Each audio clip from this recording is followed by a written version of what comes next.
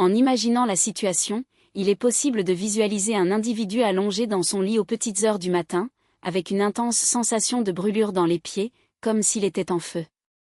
Malgré les efforts déployés pour atténuer l'inconfort en retirant les housses, le soulagement ne vient pas alternativement, une autre personne peut ressentir une vive douleur dans les mains, comme si d'innombrables aiguilles invisibles la transperçaient sans cesse. Lorsqu'on signale ces symptômes au médecin, la réponse reçut un sourire condescendant accompagné de l'affirmation selon laquelle il s'agit simplement d'une conséquence naturelle du vieillissement peut générer de la frustration et de l'incrédulité. Cependant, et si la véritable cause de la détérioration nerveuse n'était pas liée à l'âge, mais plutôt à un facteur caché, mais totalement évitable et corrigible? La révélation de cette réalité pourrait susciter une profonde indignation, surtout si l'on considère que les médicaments prescrits quotidiennement dans le but de promouvoir la santé peuvent en fait compromettre silencieusement le système nerveux. D'innombrables patients arrivent au cabinet convaincus que la douleur neuropathique qui les afflige est irréversible, l'acceptant comme une partie inexorable de leur existence. Toutefois, cette perception est erronée et les preuves scientifiques démontrent le contraire.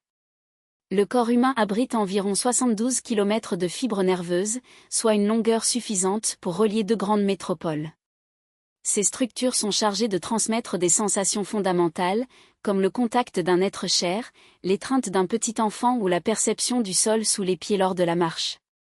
Chaque nerf est recouvert d'une couche protectrice appelée gaine de myéline, dont la fonction s'apparente à celle d'un isolant électrique. Lorsque cette protection commence à se dégrader, les signaux nerveux deviennent chaotiques et les récepteurs de la douleur se déclenchent de manière incontrôlable. Le cerveau, lorsqu'il reçoit des messages déformés, les interprète comme des sensations de brûlure, des points de suture ou des chocs électriques. Une fois enclenché, ce processus dégénératif ne s'arrête pas spontanément. Cette condition clinique est appelée neuropathie périphérique, et on estime que plus de 20 millions de personnes aux États-Unis souffrent de ces effets débilitants, ce qui correspond à environ une personne sur 16. Il est probable qu'un proche, voire le lecteur lui-même, soit confronté à ce problème sans en comprendre les origines. Mais ce qui suscite le plus d'indignation, c'est de constater que la majorité des personnes concernées ignorent qu'une simple carence en vitamines peut être à l'origine de leur détérioration neuronale.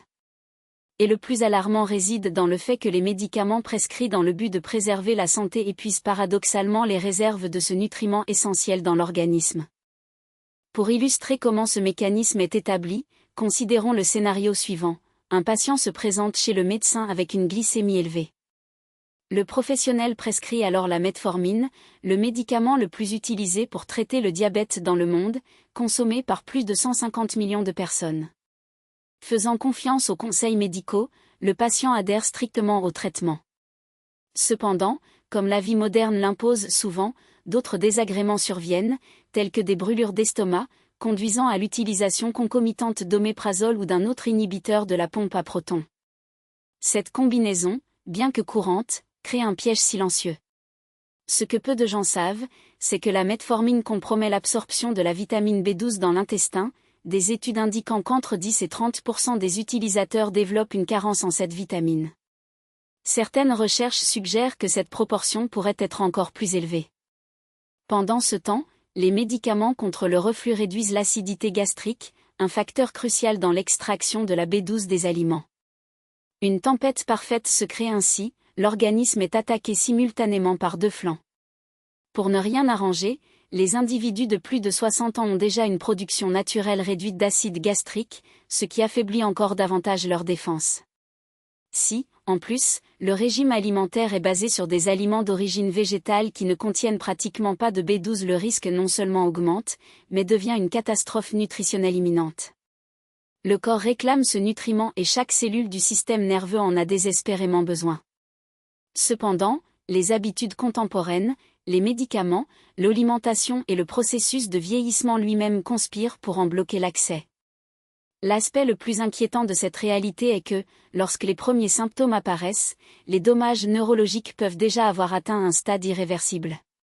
Cette sensation de picotement en apparence anodine ne doit pas être ignorée, car elle constitue un signal d'alarme envoyé par l'organisme avant l'effondrement des fibres nerveuses. L'engourdissement perçu aujourd'hui peut se transformer demain en invalidité permanente. Il existe des cas de patients qui ont perdu la capacité de marcher, ainsi que d'autres qui ont vu leur autonomie et leur dignité compromises parce qu'ils n'ont pas agi à temps face à un problème totalement évitable. La substance capable de renverser cette situation est la vitamine B12, dont l'histoire est aussi fascinante que son importance pour la santé humaine. Depuis les années 1920, les médecins étaient confrontés à une maladie terrifiante appelée anémie pernicieuse. Les patients présentaient une pâleur extrême, une faiblesse progressive et des symptômes neurologiques dévastateurs, aboutissant invariablement à la mort. Jusqu'à ce que 3 chercheurs fassent une découverte révolutionnaire, en administrant du foie cru à des malades en phase terminale, ils observèrent une guérison surprenante. Bien que la méthode semble rudimentaire, les résultats ont été extraordinaires, permettant aux patients de guérir de manière presque miraculeuse. En 1934, ces scientifiques reçurent le prix Nobel de médecine, même s'ils ne comprenaient toujours pas le mécanisme exact à l'origine de leur succès. Seulement 14 ans plus tard, les chercheurs ont pu isoler le composant actif présent dans le foie, une molécule complexe de couleur rougeâtre, contenant un atome de cobalt dans son noyau. Nommée vitamine B12 ou cobalamine, sa structure moléculaire lui a valu un autre prix Nobel, tant son importance pour la survie humaine est grande. Après tout, pourquoi un seul nutriment serait-il si important? La réponse réside dans son rôle de régulateur essentiel du système nerveux. La B12 remplit 2 fonctions vitales qui garantissent l'intégrité des fibres nerveuses. Premièrement, la vitamine agit dans le processus de méthylation, convertissant un acide aminé potentiellement nocif, l'homocystéine, en méthionine, un composé bénéfique. Lorsque ce système fonctionne correctement, l'organisme produit la substance S-adénosylméthionine, SAM, essentielle à la synthèse et à la réparation de la gaine de myéline. En l'absence de B12, l'homocystéine s'accumule jusqu'à atteindre des niveaux toxiques, agissant comme un poison qui détruit les nerfs et empêche leur régénération. Deuxièmement, la vitamine est essentielle à la production d'énergie dans les cellules nerveuses. Chaque neurone abrite de minuscules plantes énergétiques appelées mitochondries, qui dépendent de la B12 en particulier sous sa forme active, l'adénosylcobalamine pour fonctionner. Sans quantités adéquates de ce nutriment, les mitochondries s'effondrent, entraînant l'accumulation d'acide méthylmalonique, une substance qui non seulement altère la production d'énergie, mais endommage également directement la structure de la myéline. Ainsi, la carence en B12 ne se limite pas à un seul mécanisme d'agression du système nerveux. Il s'agit d'une attaque double et dévastatrice, tout en empêchant la réparation de la couche protectrice des nerfs, elle enivre les cellules nerveuses de l'intérieur. Les fibres nerveuses sont simultanément asphyxiées et empoisonnées, ce qui explique la gravité des symptômes et l'intensité de la douleur rapportée par les patients. Dans ce contexte, une intervention précoce est non seulement recommandée, mais absolument nécessaire pour éviter des conséquences irréversibles. Reporter un traitement comporte des risques irréparables, puisque les lésions neurologiques, lorsqu'elles dépassent un certain seuil, deviennent irréversibles. Cependant, l'identification précoce des signes décrits offre une voie concrète vers leur rétablissement. L'approche doit toutefois être stratégique et fondée sur des connaissances spécialisées, car même le processus de diagnostic est structuré de manière à sous-estimer la gravité du problème. La première étape consiste à effectuer des tests de laboratoire appropriés. Les taux sériques conventionnels de vitamine B12, largement utilisés, s'avèrent insuffisants pour une évaluation précise. De nombreux laboratoires considèrent que des niveaux supérieurs à 200 picogrammes par millilitre sont normaux, un niveau qui, bien que conforme aux paramètres techniques, est insuffisant pour maintenir l'intégrité neuronale. Les valeurs idéales se situent entre 450 et 500 picogrammes par millilitre. Cependant, même cette plage peut ne pas être suffisante pour les personnes ayant une déficience fonctionnelle. Dans ce contexte, la demande de marqueurs métaboliques complémentaires, comme l'acide méthylmalonique, MMA, et l'homocystéine, devient impérative. L'élévation de ces composés constitue un signe sans équivoque de carence cellulaire en B12, même lorsque les analyses sanguines conventionnelles montrent des résultats apparemment normaux. De tels tests fonctionnels révèlent ce qui se passe à l'intérieur des cellules, et pas seulement dans la circulation périphérique, une distinction qui peut déterminer la préservation du système nerveux. Le deuxième aspect critique réside dans le choix de la forme de supplémentation. La plupart des produits disponibles sur le marché contiennent de la cyanocobalamine, une version synthétique qui inclut une molécule de cyanure dans sa structure. Bien que l'organisme soit capable de métaboliser cette substance, le processus nécessite un effort supplémentaire, notamment chez les individus présentant des variations génétiques qui compromettent la conversion. Pour ces patients, la supplémentation en cyanocobalamin s'avère inefficace, entraînant un gaspillage de ressources et un manque de bénéfices thérapeutiques. L'alternative la plus adaptée est la méthylcobalamine, la forme bioactive de la vitamine, directement utilisée par le système nerveux pour réparer la gaine de myéline. Une approche encore plus globale consiste à combiner la méthylcobalamine avec l'adénosylcobalamine, agissant simultanément sur la régénération neuronale et la production d'énergie cellulaire. Une autre option viable est l'hydroxocobalamine, dont la conversion par l'organisme se produit efficacement. L'efficacité du traitement dépend également du mode d'administration. Les personnes présentant une absorption intestinale altérée, une affection courante chez les personnes âgées, les utilisateurs de médicaments ou celles souffrant de troubles digestifs ne tirent pas d'avantage significatif de la supplémentation orale conventionnelle. La vitamine, dans ce cas, est éliminée sans être absorbée. L'alternative la plus efficace consiste en des formes sublinguales, telles que des comprimés ou des solutions liquides, qui se dissolvent sous la langue et sont absorbées directement par la muqueuse buccale, en contournant le tractus gastro-intestinal. En cas de déficit sévère ou de neuropathie active, les injections intramusculaires représentent la référence thérapeutique, garantissant un apport immédiat et complet de la dose nécessaire à l'organisme. L'observation clinique montre que les patients bénéficiant de ce protocole présentent des améliorations substantielles en quelques semaines, avec des transformations surprenantes par leur rapidité et leur ampleur. La posologie appropriée varie en fonction de l'objectif du traitement. Pour l'entretien, une dose quotidienne de 1000 microgrammes de méthylcobalamine est suffisante.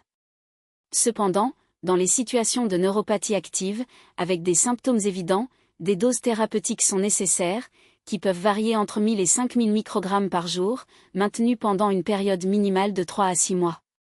Des études cliniques prouvent que l'administration quotidienne de 1000 microgrammes de méthylcobalamine chez des patients atteints de neuropathie diabétique entraîne une réduction significative de la douleur, une amélioration de la conduction nerveuse et une augmentation de la qualité de vie. La vitamine B12, bien qu'essentielle, n'agit pas de manière isolée. Son potentiel thérapeutique est maximisé en présence de cofacteurs spécifiques. La vitamine B6, sous sa forme active, pyridoxal 5-phosphate, ou P5P, agit en synergie avec la B12, tandis que le méthylfolate et non l'acide folique de synthèse est essentiel au processus de méthylation.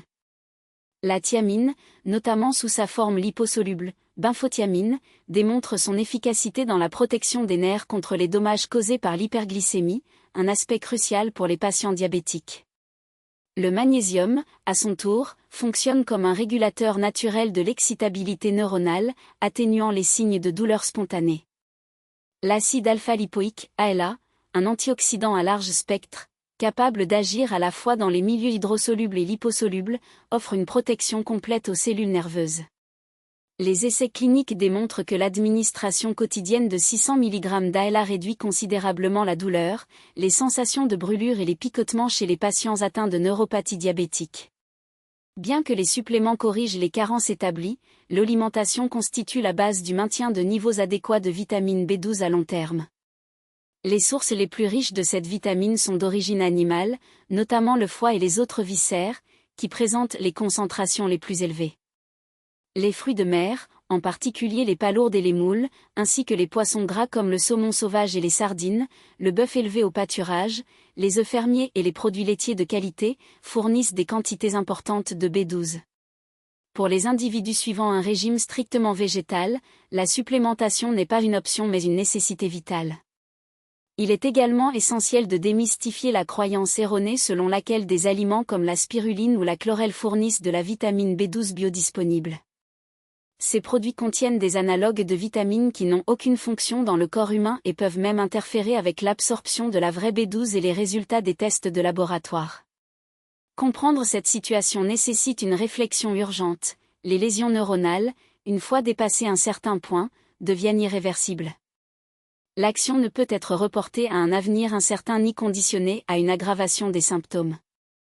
Le moment est venu d'intervenir, avant que des pertes de sensation dans les membres inférieurs ou des instabilités posturales n'entraînent des chutes et des fractures. La sensation de brûlure, souvent interprétée comme un inconfort passager, est en réalité un signe d'alerte, indiquant que l'organisme est confronté à un dysfonctionnement critique. La carence en B12, bien que silencieuse, est une épidémie contemporaine.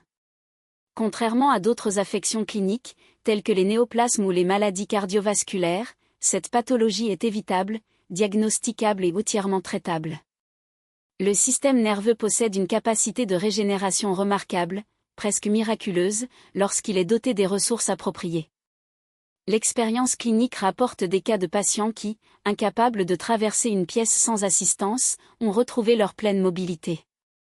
D'autres, privés de sommeil depuis des années à cause de douleurs incessantes, ont trouvé un soulagement définitif.